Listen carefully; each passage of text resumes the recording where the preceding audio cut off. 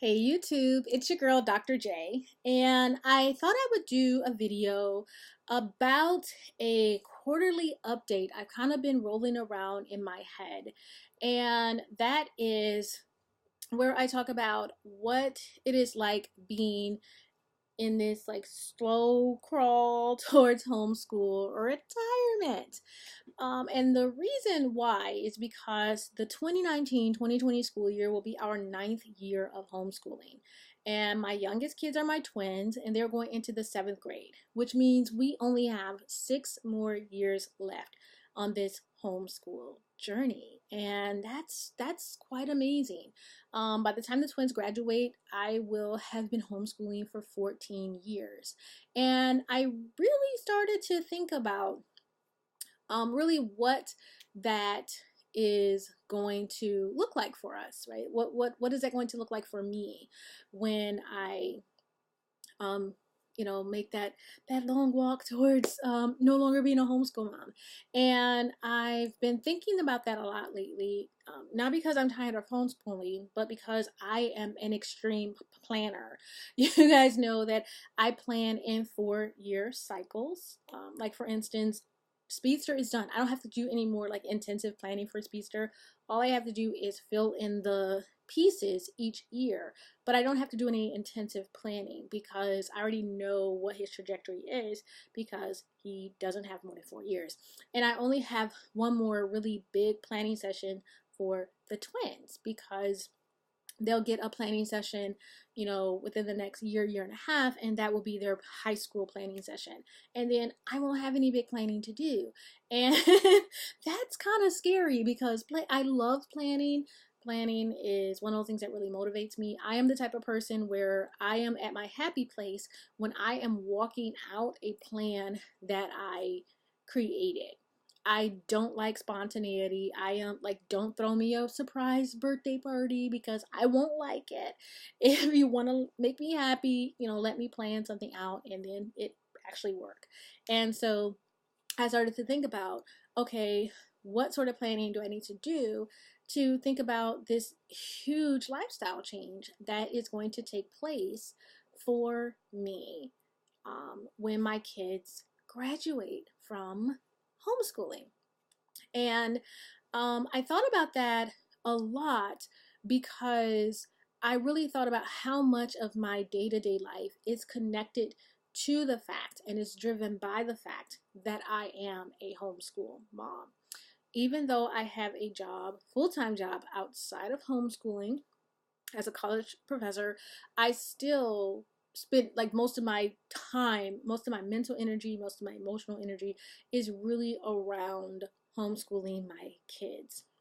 And then as I started to step back and really think about, that role of homeschooling and what homeschooling means. I'm sorry, y'all. It's like hot. Yeah, the humidity is like big, so y'all see my hair's frozen up and all that kind of stuff.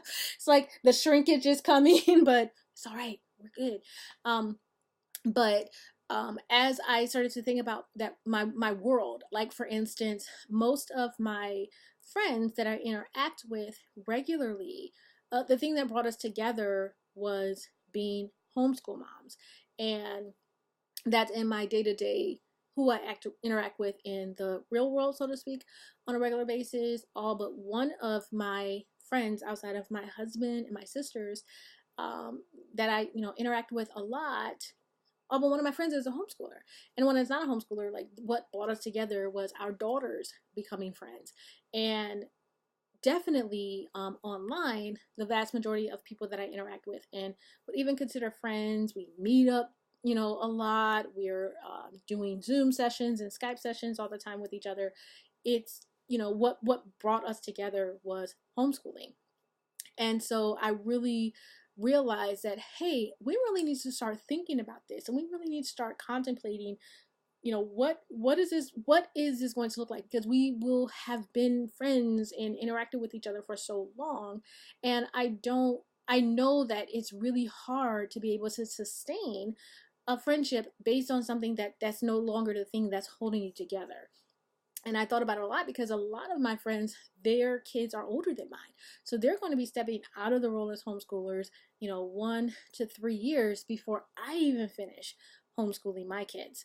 And I thought about, when I became a homeschool parent, I was working at NASA full time. And when I decided to quit my job at NASA to homeschool my kids, me and my friends at work, we were like, oh, we're going to get together like once a month and it's going to be great. We'll have lunch and it'll be so cool.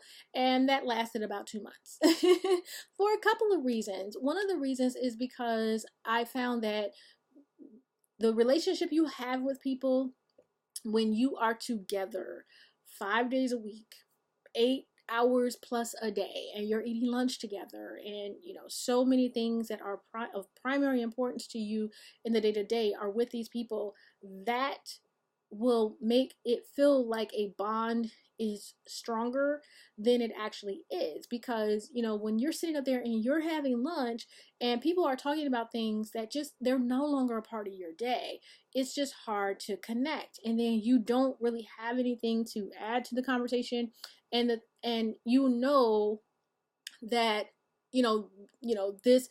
this discussion of this congressperson who has just gone completely crazy on the space program, or this discussion of this manager who's canoodling this other person, also would you'd be totally on fire about that conversation. But now that you're removed from that environment, it's just really not important to you. And I don't know if you've ever had a conversation or tried to have a conversation with somebody who doesn't homeschool about curriculum, but that does not go well either. You're sitting there like, okay, so what do you think about art of problem solving geometry versus Jacob's geometry? Where do you think the strengths and weaknesses lie? And they're just like trying to find out how to astral project so they can just at least mentally leave the conversation because they don't care.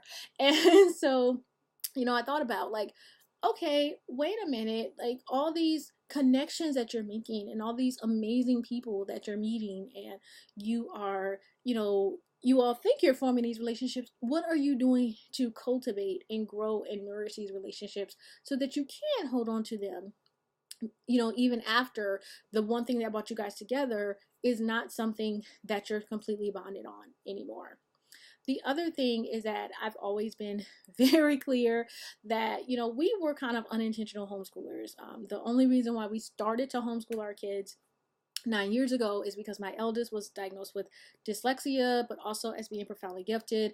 The private school that he was in, they were like, we got nothing for you. We do nothing for dyslexia. The public schools in our area did nothing for dyslexia until 2015 school year, and they did nothing for gifted dyslexics. And then my twins were also diagnosed as gifted dyslexics. And so it was like, we kind of like fell into homeschooling, and I've loved every minute of it. I am looking forward to the next 6 years of homeschooling.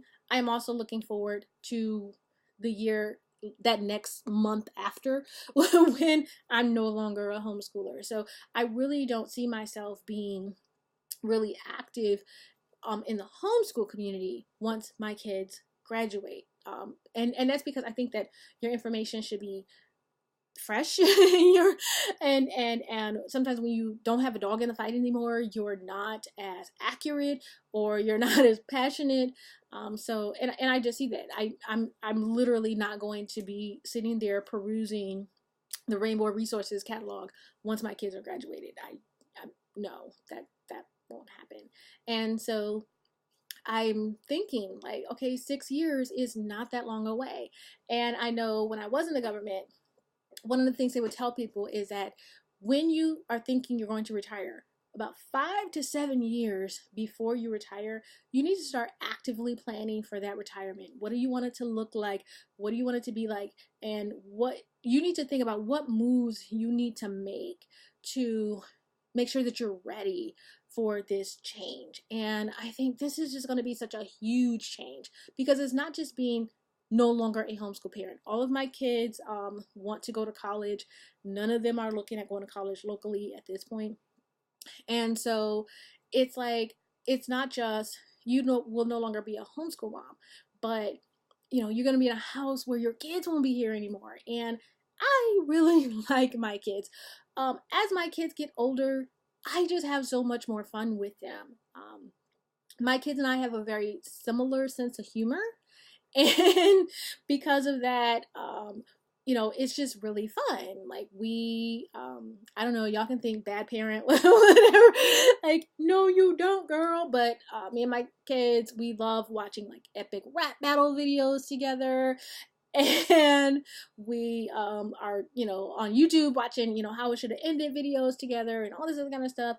And I think about how many times a day I'm like, hey guys, look at this, or you know, I'm telling them jokes or they're telling me jokes, and you know, just how, you know, much fun I have with my kids. I am not trying to be their friends, but they are just really fun people to be around. And so I think about, you know, you have to account for the fact that you are home with your kids who are just really cool human beings to you, and they're not, those cool human beings are going to be off and gone and on their own. And so like, what cool human beings are you going to interact with then? And your friends can't just be on Facebook, those are real people. And so I'm, you know, starting to think about, you know, what sort of things do I want to do to start to prepare for a world beyond homeschooling? And it's a little bit scary to even think about that. And I know that it's going to take some very intentional planning to make that transition as impactful as I think it should be as well. Um, and there's a lot of areas that I want to start paying closer attention to when it comes to this slow crawl towards homeschool retirement. One of the things is, like, for instance, you know, eating right and exercising. Now, I have said out of my mouth to multiple people that, you know what, I just cannot eat right now. I'm just have to wait. I'm gonna have to wait till the kids graduate. Then, you know, when the kids are gone, I'll be able to eat right. I'll be able to exercise. Now, mind you, I just told y'all that the twins don't graduate for 6 years. Like, they're going into the 7th grade. So, I'm really going to sit here and tell myself that I'm going to not eat healthy for the next additional 6 years. And then miraculously, I'm going to be able to kick this bad habit that I've come up with over the past 9 years. That's just not even realistic. And so you shouldn't do that. And and you know, you're also getting older, right? Like, I'll be 50 when the twins graduate. And so you eating right at, like, what happens to the body's metabolism and stuff like that, it does not ramp up as you get older. That is why I have found that, you know, eating the same way you ate when you were pregnant with twins or breastfeeding twins is not a path towards success in weight management. And so, like, just, you know, I want to start, you know, right now, start eating right and exercising, and you know, more consistently, just because I want my walk towards retirement to be good. And for instance, let's go back to my original plan of waiting until the, you know, everybody's graduated before I focus on eating right and exercising. Now, let's say that in this current strategy of a frappuccino and a candy bar for breakfast, I end up gaining 5 pounds a year. 5 pounds a year doesn't seem like that much until you realize you have 6 more years of homeschooling. And you're like, okay, that's 30 pounds. So instead of needing to lose 20 ish 5 pounds, you're gonna need to lose 55 pounds, like that. Who, where they do that at? No, no, in nowhere land. Okay, nowhere land. And so, like, that doesn't make sense. And so it's like, okay, let's, you know, like, what do I need to do to get myself motivated to eat right and exercise? What do I want to do? Who do I want to be as an individual, when I'm no longer wearing the mantra or the title, that's generally leading first a lot of times in my life as homeschool mom. That's one of the reasons why I started writing, and I'm, you know, excited about having the first book come out and already planning for the next books and stuff like that. And it wasn't just because, you know, a lot of people were like, you know, why are you doing this now? And it was really because I'm starting to think about what do I want my life to look like when I'm no longer a homeschool mom. And trying my hand at being a writer was one of those things. And it was like, okay, does it really make sense to put this off for 6 more years, and then 6 years later decide, yeah, I'm gonna have the time to eat right, exercise, right, do all that stuff, 30 pounds heavier, like more time, away from, kind of the hustle and bustle. Like it just didn't make sense. And so it's like, okay, well, let me, do that. And starting to, just things like Purge. You guys can see, I don't know if y'all see all that stack of books. So it's like literally hundreds of books that are in that giveaway pile, just because I was like, let's start getting rid of stuff. Let's start, we know we're not going back anymore. So we're not going to elementary school anymore. So let's get rid of all the elementary books that we have, and just things like that. And a lot of it was really motivated by taking the time to acknowledge that it's not just the kid, I see so many people talking about getting their kids ready for graduation. I don't know that I've ever seen a video about a homeschool mom who says, hey, my kids graduate in 3 years. My kids graduate in 4 years. Or like me, my kids graduate in 6 years. What is my life going to look like? What am I doing to prepare me for that transition? What am I doing to prepare myself for being in a house and not having my kids to watch rap battle videos with? Because I can't call my husband like, hey, go to YouTube, this is hilarious. Like, I can't do that. And I can't call my kids at college like, yeah, I know you're in calculus right now, but epic rap battles just dropped a video. Get on it. This is mama. I can't do that. And so I really need to think about, start thinking about what am I doing now to help prepare myself for that big transition, because this is probably going to be the biggest transition of my life since having my kids. Because it's bigger than just moving. It's bigger than just changing jobs. Homeschooling is such an integral part of our world. It is, we have whiteboards all over the house. We have a homeschool room. And you guys see in my office, there's another computer. There's actually a computer right next to me too. So there's two other workstations. There's, bookcases, and, it's like our entire house is set up with homeschooling in mind. Most of my weekends are about my kids. Like, we plan around science fair season, we plan around robotics season, and so like this is just such a big part of our world. And I know if I don't start thinking and looking beyond that, it will be a shock when that time comes, and I don't want it to be an unhealthy shock. And so I am going to give myself permission to start thinking about, what will it be like for me as a former homeschool mom, as a retired homeschool mom? And what are the things that I need to be doing now to get myself ready for that very major transition? And I would love for some of you guys to join me on this journey and talk about, and at least start thinking about what that's going to mean for you when you're no longer a homeschool mom or dad, and what are some things that you're doing. Let's talk about how many years you have. Do you have a vision board? Like I said, I want to do these once a quarter, and I'm going to start formalizing some of my planning, because that's what I do, right? I plan. So I'll definitely share some of the formal planning I want to do to get ready for this new phase of my life. And if you guys are interested, let me know. If you guys go, I really don't care, that's cool too. Like, that I won't do videos for it, because y'all know I can talk, but I don't want to put up videos that nobody wants to watch. So just let me know. This is your girl, Dr. J, and I'm out. Bye bye.